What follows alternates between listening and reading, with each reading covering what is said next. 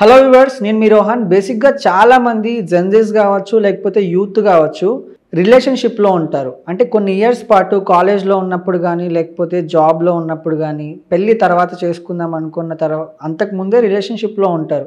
So once attachment అంతా అయిన తర్వాత అమ్మాయిలు బేసిక్గా అబ్బాయిలు పెళ్ళికి నో చెప్పిన తర్వాత వీళ్ళెళ్ళి క్రిమినల్ కేసెస్ పెడుతూ ఉంటారు. సో క్రిమినల్ కేసు పెట్టినప్పుడు కోర్టులు ఎలా చెప్తున్నాయి వీటి గురించి, బేసిక్గా అమ్మాయిలకు ఉన్నటువంటి సపోర్ట్ ఏంటి, అబ్బాయిలకు ఉన్నటువంటి సపోర్ట్ ఏంటి, లీగల్గా ఇది ఎలా మ్యాచ్ అవుతుంది, వీటన్నిటి గురించి అడిగి తెలుసుకుందాం. ఈరోజు మనతో పాటు ఉన్నారు అడ్వకేట్ మాలతి గారు. ఆవిడ మాటల్లోనే తెలుసుకుందాం. Hello madam. హాయ్. సో బేసిక్గా ఈ మధ్యకాలంలో ఇది చాలా ఫ్యాషన్ అయిపోయింది, ఈ రిలేషన్షిప్స్ అవన్నీ మనకు తెలియదేం కాదు.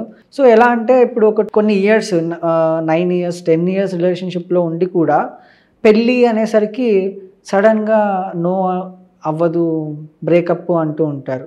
సో అలా బ్రేకప్ అన్న తర్వాత అమ్మాయిలు ఏం చేస్తూ ఉంటారంటే వెళ్ళి క్రిమినల్ కేసెస్ పెడుతూ ఉంటారు.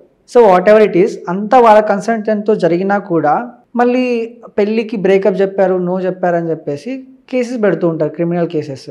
వీటి గురించి కోర్టులు ఏం చెప్తున్నాయి, లీగల్గా అబ్బాయిలకు ఉన్నటువంటి సపోర్ట్ ఏంటి, ఇలాంటి టైంలో అమ్మాయిలకు ఉన్నటువంటి సపోర్ట్ ఏంటి?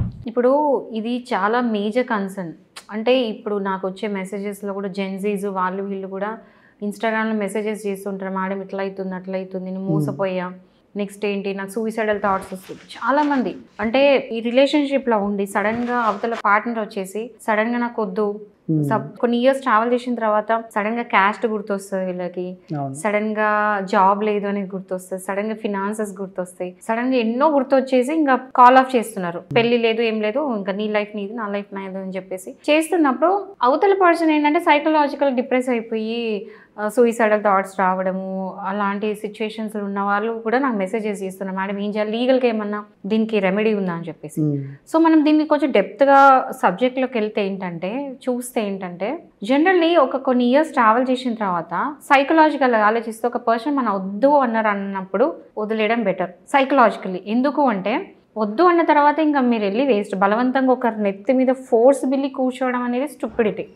ఎందుకంటే ఒక మ్యారేజ్ అనేది ఇష్టంతో కలిసి ఉండాలి. ఇష్టం లేకుండా ప్రెషర్ పెట్టి కేసెస్ పెట్టించి బలవంతంగా పెట్టడం అనవసరం, ఒక రిలేషన్లో బలవంతం పెట్టడం అనవసరం.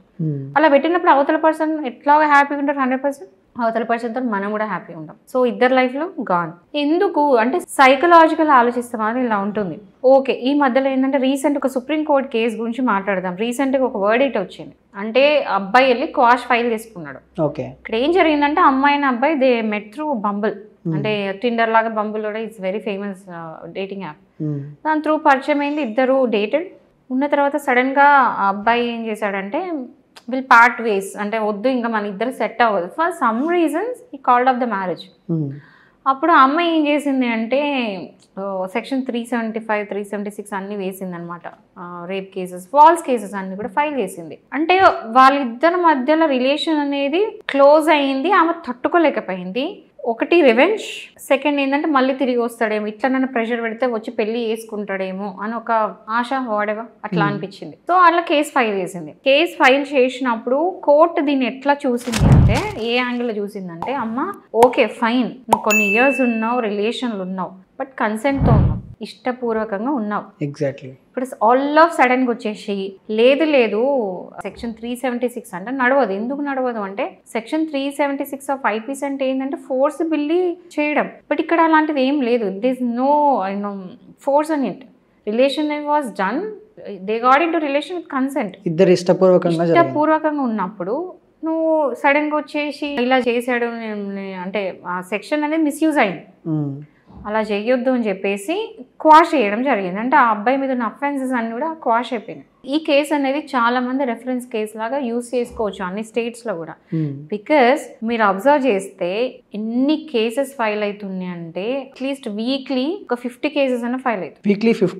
వీక్లీ 50 కేసెస్ అన్న ఫైల్ అవుతుంది. అందరూ ఇక్కడికి వచ్చేసి షీ టీమ్స్కి వెళ్ళిపోవడము, ఉమెన్ పోలీస్ స్టేషన్కి వెళ్ళి కంప్లైంట్ పెట్టడము, ఇలాంటివి జరుగుతున్నాయి. అండ్ పోలీసులు కూడా తీసుకుంటున్నారు, ఎందుకంటే తీసుకోవాలి కూడా కేసెస్. ఎందుకంటే సమ్వేర్ ఫీల్ ఎక్కడో అక్కడ జరిగి ఉంటుంది, ఏదో అయ్యి ఉంటుంది. ఎందుకంటే ఒక అమ్మాయి వచ్చి కంప్లైంట్ పెట్టడమే గ్రేట్ అండి. ఆ కంప్లైంట్ పెట్టినప్పుడు అందులో నిజంగా కూడా అబ్బాయి మిస్టేక్ ఉంటే, నిజంగా ఏమైనా జరిగి ఉంటే అది ఇన్వెస్టిగేషన్ తెలుస్తుంది. ఆ సెకండరీ కంప్లీట్గా. అంటే దీనికి సంబంధించి సిమిలర్ కేసు కూడా మెడ్రాస్ హైకోర్టు మొన్న డీల్ చేశారు. అదేంటంటే సేమ్ ఇట్లానే అమ్మాయి 9 years పాటు రిలేషన్షిప్లో ఉండి అంటే they were in physical relationship also ఉన్న తర్వాత 9 yearsకి పెళ్లి ప్రపోజల్ తీసుకొచ్చింది అమ్మాయి. అబ్బాయి కొన్ని కారణాల వల్ల నో చెప్పాడు. సో క్రిమినల్ కేసెస్ పెట్టింది అబ్బాయి మీద. పెడితే సేమ్ కోర్టు కూడా విచారణలో అంటే ఒక జస్టిస్ విచారణలో ఎట్లా అంటే 9 years మరి నువ్వేం చేసావమ్మా 9 years నీ ఇష్టపూర్వకంగానే నువ్వు అతనితో ఉన్నావు, ఇష్టపూర్వకంగానే అన్నీ చేసిన తర్వాత ఇప్పుడు సడన్గా ఏదో కారణం తీసుకొచ్చి పెళ్ళి కావచ్చు ఇంకా వాట్ ఎవర్ ఇట్ ఈస్ పెళ్ళి ఏ కారణమైనా తీసుకొచ్చి నువ్వు క్రిమినల్ కేసుని యూజ్ చేయడం అనేది రాంగ్. సో ఇది అంటే ఎందుకు రాంగ్ అంటే క్రిమినల్ కేసెస్కి ఒక ఉద్దేశం ఉంది పెట్టడానికి. ఫ్రాడే కావచ్చు, చీటింగే కావచ్చు, సెక్షన్ 376 కావచ్చు, ఇవన్నీ కూడా ఒక ఉద్దేశంతో పెట్టినాయి. ఆ ఉద్దేశంని పక్కకు జరిపేసి మీ మోటివ్స్ కోసం దాన్ని తప్పుగా మౌలు చేసి ఒక కేసు వేయడం తప్పు. But what I want suggest is అంటే ఓకే కొన్నిసార్లు ఎందుకంటే రీసెంట్ ఒక కేసు చూసాం. ఎలా అంటే ఒక కేసు ఫైల్ అయినప్పుడు ఆ అబ్బాయి అమ్మాయిని పెళ్లి చేసేసుకున్నాడు. అంటే పాక్సో కేసు. పెళ్లి చేసుకున్న తర్వాత ఆ అమ్మాయి వైఫ్ అంటే అమ్మాయి వచ్చేసి మైనర్, అబ్బాయి వచ్చేసి major. So POCSO case file అయింది. అబ్బాయి పెళ్లి చేసుకున్నందుకు అమ్మాయి పాక్సో కేసు పెట్టింది. బట్ దెన్ వాళ్ళిద్దరు పెళ్లి చేసుకున్నాక బాబు కూడా పుట్టినాడు. పుట్టిన తర్వాత ఏం చేసింది, ఆ అమ్మాయి వెళ్ళి ప్రే చేసింది కోర్టు ముందు, ప్లీజ్ వదిలేండి మా హస్బెండ్ ని, నేను నా కొడుకు పోయి రోడ్డు మీద పడతామని చెప్పి. సో అక్కడ ఆ కేసు అంతా కూడా మిస్లీడ్ అయింది కదా కోర్టులో. ఆ అబ్బాయికి క్వాష్ చేసి పంపించేసారు. అంటే అఫెన్సెస్ అన్ని ఎత్తేసి పంపించారు. అంటే ఇట్లాంటి కేసెస్ అనేది ఏంటంటే యూజ్ ప్రాపర్గా అవుతలేదు, మిస్యూజ్ అవ్వడం ఎక్కువ అవుతుంది. ఇప్పుడు అవుతున్న మిస్యూజ్లో హైయెస్ట్ ఏంటంటే ఇవే. First 498 case domestic violence cases, second ఇది చాలా మిస్యూజేజ్ అవుతుంది. నేనేం సజెస్ట్ చేస్తా అంటే పెళ్ళి అనేది ఇద్దరు కన్సెంట్తో రావాలి. ఒకరికి ఇష్టం లేకుండా ఒకరు ఇష్టపడి చేసుకుంటా అంటే పెళ్ళి అనేది ఎక్కువ రోజులు నడవదు, తర్వాతనే డివోర్స్ తీసుకోవాల్సింది. సో ఒక మనిషిని ప్రెషరైజ్ చేసి టార్చర్ పెట్టి పెళ్లి చేసుకున్న కంటే ఆ అబ్బాయిని అక్కడనే ఆ అమ్మాయిని అక్కడనే వదిలేసి ముందుకెళ్ళడం better. Okay, thank you madam. So మీరెవరైనా అంటే రిలేషన్షిప్లో ఉన్నారు అంటే వెనక ముందు ఆలోచించుకోండి. అండ్ చాలా మందికి ఉన్న ఒక థాట్ ఏంటంటే కోర్టులు ఎప్పుడు అమ్మాయిలకే సపోర్ట్ చేస్తాయి అని. మీరు ఈ కేసెస్ చూసుకుంటే అమ్మాయిలకే కాదు అబ్బాయిలకు కూడా సపోర్ట్ చేస్తాయి. అంటే ఇక్కడ అమ్మాయి అబ్బాయి అనే జెండర్ కాదు, న్యాయం ఎటువైపు ఉందనేది కోర్టులు మెయిన్గా చూస్తాయి కాబట్టి అది దృష్టిలో పెట్టుకోండి. So thank you.